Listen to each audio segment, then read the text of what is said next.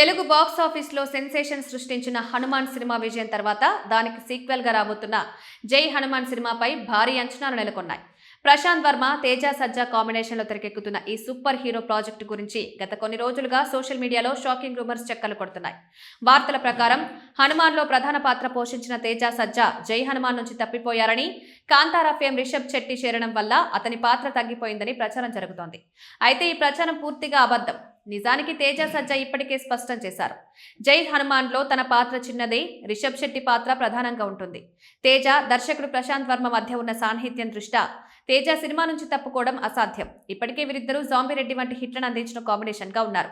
దీనికి సీక్వెల్ కూడా ప్లాన్ చేశారు. ప్రస్తుతం రిషబ్ శెట్టి కాంతారా 1 షూటింగ్ తో బిజీగా ఉండడం వల్ల జై హనుమాన్ షూటింగ్ కొంత ఆలస్యమైంది. కానీ తేజ సజ్జా సినిమా నుండి తప్పిపోయాడనే వార్తల్లో ఎటువంటి నిజం లేదు. త్వరలోనే ఈ క్రేజీ ప్రాజెక్ట్ సెట్స్ పైకి వెళ్లనుందని చిత్ర యూనిట్ తెలిపింది.